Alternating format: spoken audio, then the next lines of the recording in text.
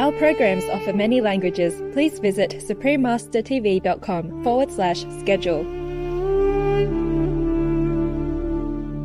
The human is impregnated with a mysterious vital life force.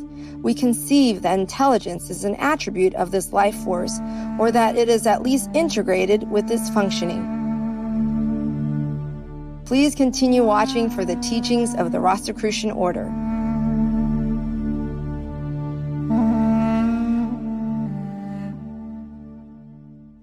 Buen día, esteemed viewers. Buen día means good day in Spanish. I'm Lucia. The welcoming people of the Canary Islands are grateful for the precious friendship with noble beings like you. May you stay blessed and happy.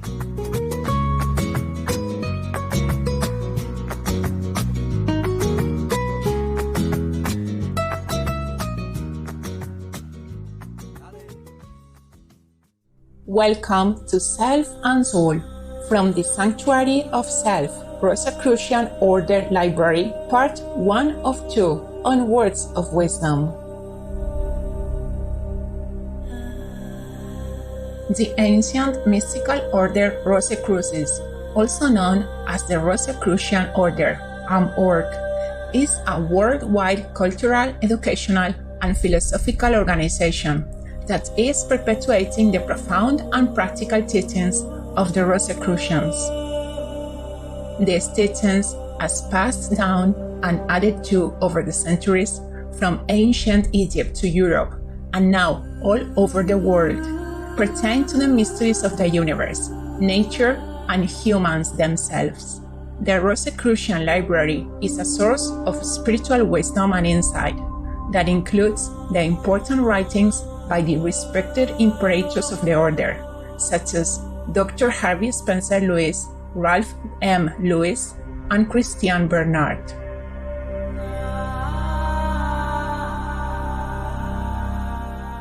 Today, we will read from Chapter 3, Self and Soul, from Part 1, entitled The Mysteries, in Frater Ralph M. Lewis's book, The Sanctuary of Self. A detailed and comprehensive explanation is offered in this chapter on the nature of consciousness and humans' awareness.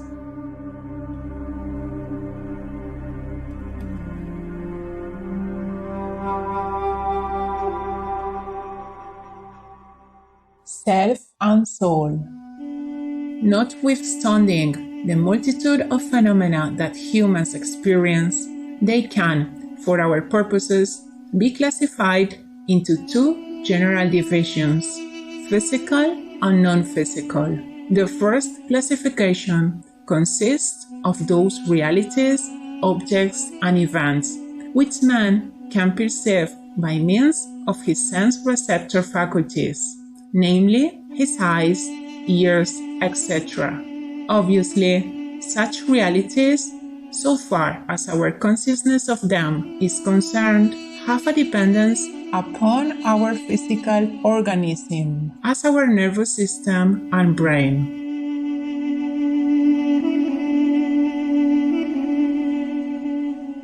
The second classification consists of those perceptions or experiences which are the result of consciousness of self. These are quite distinct from physical experiences. You do not exist to yourself just because you see your body or can touch your limbs. In fact, if you were deprived of all of your physical receptor faculties, you would still have a realization of yourself. It is commonly said that we feel self, but such is a verisimilitude, the appearance of truth. The fact is that the sensations of self are not like those we derive from the touch of an object. To self, there are no sensations of hot, cold, hard, or soft, nor are there sensations of pain or pleasure. You realize that you are you, quite aside from such experiences. This consciousness of self, then, is a consciousness of our consciousness.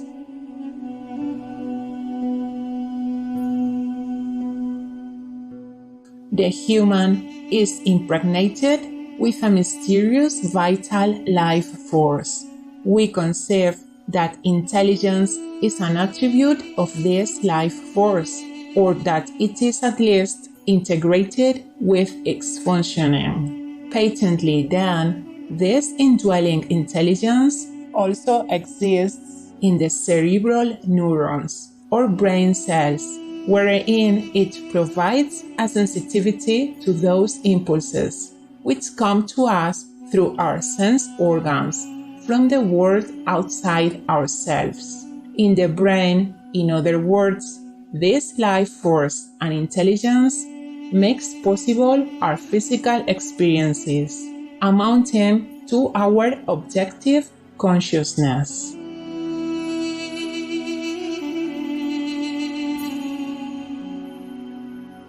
In addition, the highly sensitized organ of brain can and thus become conscious of the sensitivity of this vital life force and intelligence, existing throughout the whole being of man.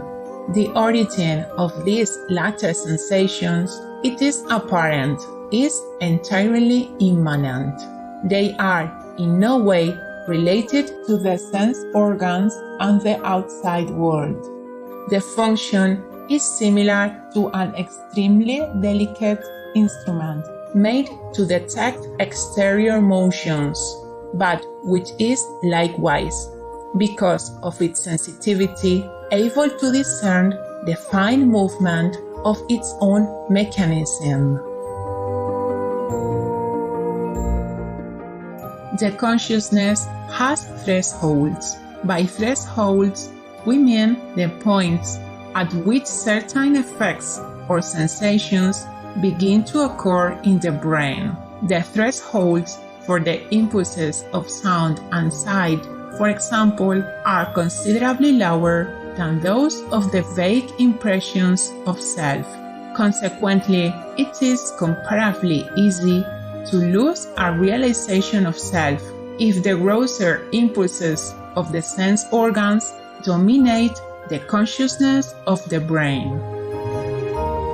In other words, if the consciousness is exposed to a bombardment of sounds and an excitation of visual impressions, we know from our own experience that we lose momentarily a realization of self in these physical perceptions of the objective consciousness.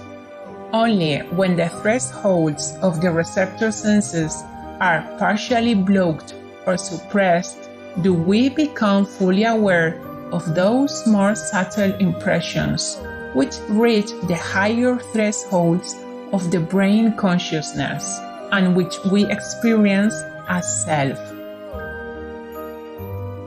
It is quite cogent that without a highly developed organ such as the human brain, self would not exist to each of us.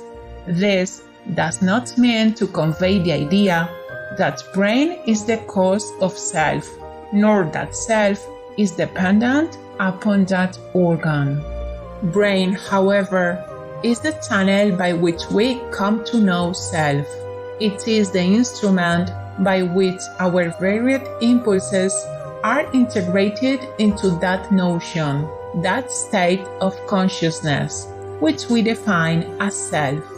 For analogy, a large telescope is not the cause or creator of a nebula millions of light years distant.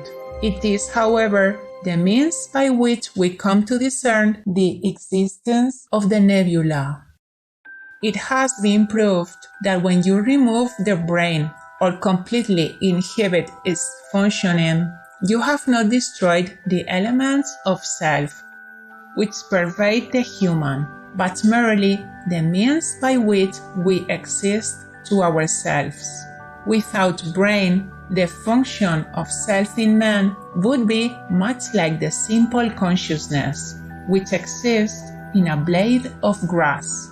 The intelligence associated with the life force in each cell of our being would function, but there would be nothing in which it would be mirrored.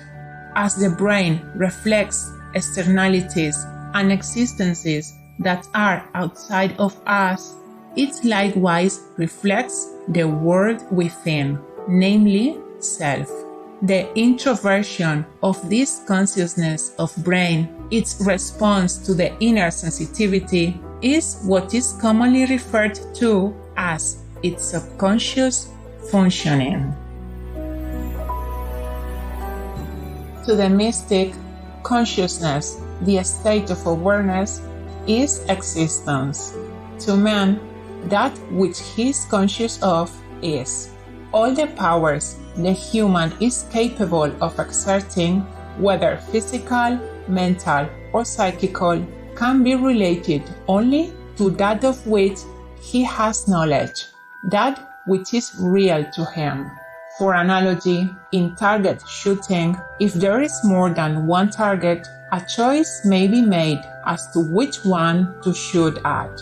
If but one target can be perceived, that then becomes the object of the participants' efforts and whole attention.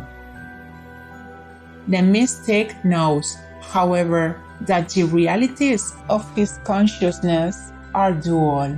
Those things or particulars which have an objective existence as his body and the external world, and those realities of his consciousness that are inner perceptions arising from deep within himself as emotions, moods, inspirations.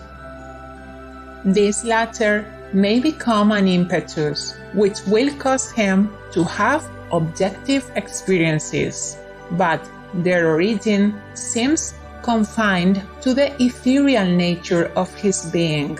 To the mystic, the only separation that exists is this duality of his consciousness, the inclination to make a distinction between the realities of self and those of the objective world. Actually, the mystic understands that all these realities are part of one great hierarchical order, a graduated scale. The gradation is according to the simplicity or complexity of their nature. The more complex the realities, the greater is their manifestation of the one universal intelligence. In other words, the more they represent the entire hierarchical or cosmic order. The activities of self, the realities of our inner being, are more complex in this sense than are those particulars of the material or everyday world which we experience. If, for analogy, the cosmic order or God, whichever you please, is the synthesis of everything, then that God obviously is complex, infinite in substance and in variety.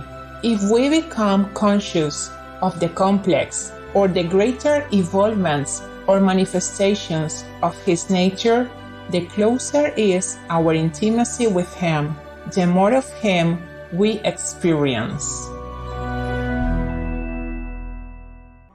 Self and soul. Since the causes of the sensations of self are quite intangible, are not identified with substance, and cannot be actually localized in the human body, they have always been most mysterious to man. Further, we cannot commonly experience sensations independently of the body. The body, however, at death, continues as a substance for an indeterminate time before disintegration, and apparently without these elements of self. Early observers were thus led to believe in the duality of man's nature.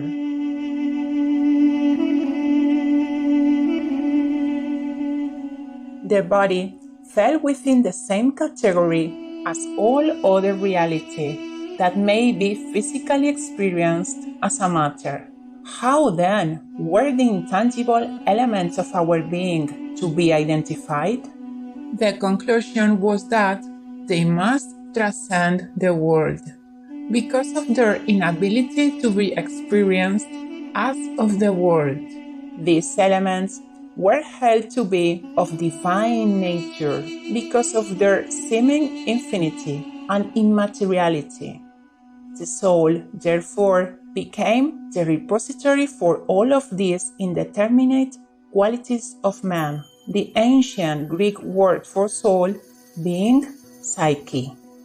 This idea of soul gave expression to the spiritual life of man. When he considered the soul's subtle influences, its strange effect upon him as his better nature, his spiritual life changed accordingly. He tried to live in harmony with the feelings of the soul and with his comprehension of what he thought it was. How far back we may trace the idea of soul, it is impossible to determine. It should suffice to say that archaeology today has traced this concept back for thousands of years. We find the soul described in ancient Egyptian hieroglyphics and in cuneiform writing. We find references to it on obelisks in the Nile Valley and on clay tablets along the Euphrates, on stone monuments high in the mountains, on ruins of ancient buildings, in the wild jungles of the tropics, and on majestic totem poles in the frozen north.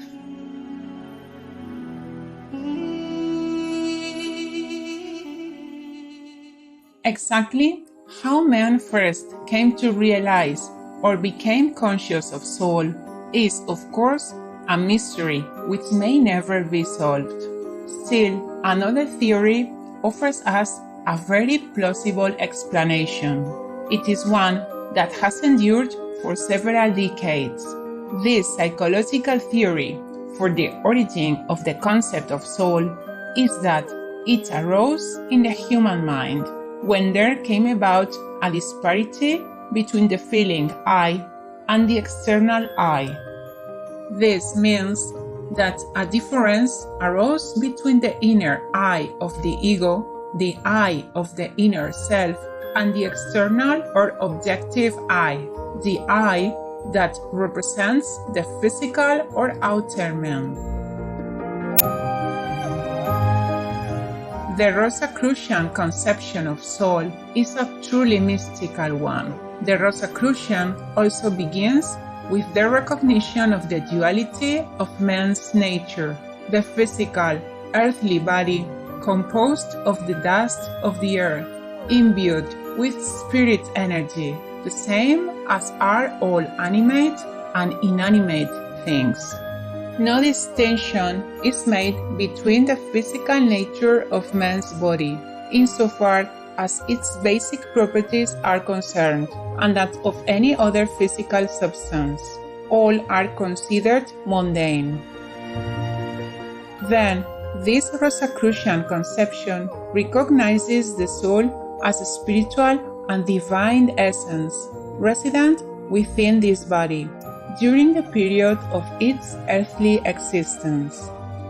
The Rosicrucian also declares that the soul is unshapen, that is, that the soul has no definite, concrete form that is describable or comparable with anything of a material nature.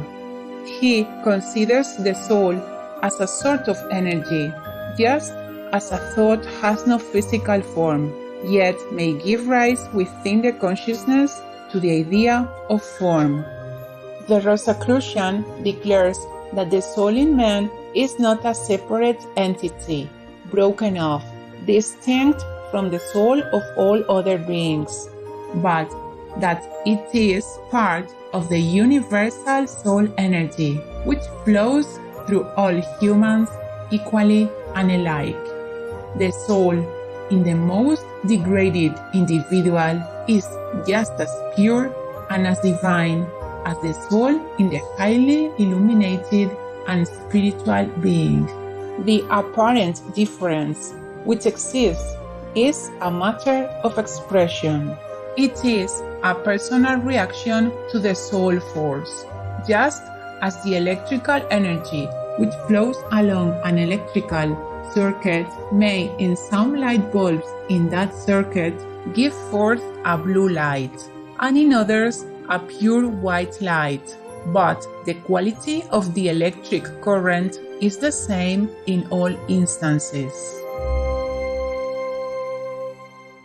The soul, therefore, in man is at all times perfect, and consequently it cannot be perfected.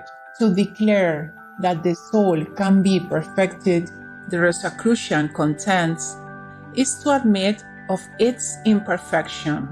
The Rosicrucian argues that since the soul emanates from a divine source and is the only divine essence in man, are we to declare that divinity is imperfect by stating that the soul should be perfected? The soul manifests in each of us differently because of the psychic development of the individual, that is, his ability to react, as stated before, to the spiritual force within him. It is the ego or personality of the individual which must be perfected. As we develop and perfect our ego and inner personality, we eventually come to appreciate, comprehend, and realize the soul force within us. We correct our thinking, correct our ways of living, and permit the soul to express itself without hindrance. Thus, we find some individuals more illuminated than others, more spiritual than others in manifestation, but in essence, all are spiritually alike, declares the Rosicrucian. In conclusion, we may liken the consciousness of man onto a pyramid. The point or apex of the pyramid represents the objective function of consciousness, with its reliance upon the limited 5 objective senses. What the apex of this pyramid can possibly accommodate is restricted by its limited area. On either side of the apex, we drop off into seemingly nothing, or to that which is beyond the perception of the objective sense faculties. However, as we descend the sides of the pyramid, it becomes more expansive. Finally, reaching the base of the pyramid rooted in the earth upon which it rests, we find that the earth, in contrast to the limited area of the apex, holds infinite manifestations.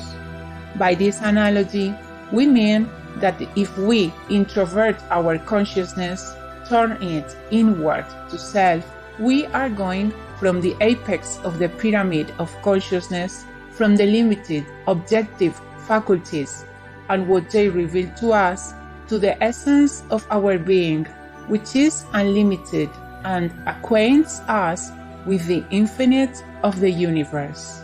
The base of the pyramid represents the consciousness of self, the link with soul. It is our attunement with this vast infinite intelligence which permits inspirations as impressions to come to us, to be interpreted by the brain consciousness as brilliant and revealing ideas. The more we devote ourselves to this base of the pyramid of consciousness, in other words, meditate upon and analyze self, the greater it becomes to us. Perceptive viewers, we thank you for your kind presence for today's words of wisdom entitled Self and Soul from the Sanctuary of Self, Rosicrucian Order Library, Part 2 of 2. Coming up next is The Eternal Beloved, Part 2 of 4, right after Noteworthy News, here on Supreme Master Television. Please stay tuned for more constructive programming. May you be always safe and free in God's eternal embrace.